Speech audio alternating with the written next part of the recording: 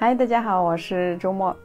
新型冠状病毒呢，会一点点呢摧残肺部，那导致呢肺部慢慢变白，从而失去呢呼吸的能力。所以呢，我们必须呢要提高警惕，这样呢才能够及时发现问题，并且呢采取有效的措施。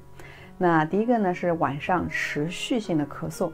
正常的情况下的咳嗽呢，一般都会在很短的时间内呢得到缓解。那如果晚上睡觉的过程中经常出现咳嗽，而且呢会持续很长时间，并且呢会产生强烈的刺痛感，那就需要注意了。很有可能呢是肺部积聚了太多的毒素以及垃圾，导致呢肺部的细胞呢难以抵抗。那持续性的咳嗽呢也会对肺部造成呢不小的伤害。第二个呢就是晚上经常性的胸闷气短。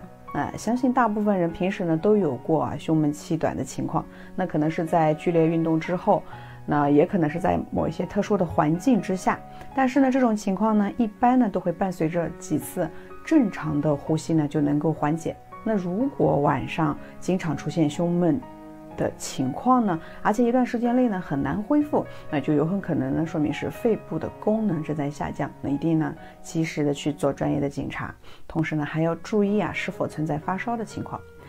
第三个呢是晚上呢莫名其妙的醒来。那很多人呢都存在着各种各样的睡眠障碍，比如失眠睡眠浅等等。那还有很多人呢经常会在半夜莫名其妙的醒来，那想要再接着睡呢却非常困难。那导致这个问题的原因呢，很可能呢是跟肺部健康有关。肺部的功能异常呢，就会导致呢肺气不足，从而呢无法得到足够的新鲜氧气。那体内积聚的二氧化碳气体越来越多，自然呢就会在半夜醒来。那遇到这种情况呢，那我们关键呢并不是想办法提高睡眠的质量，而是呢要调养呢肺部的健康。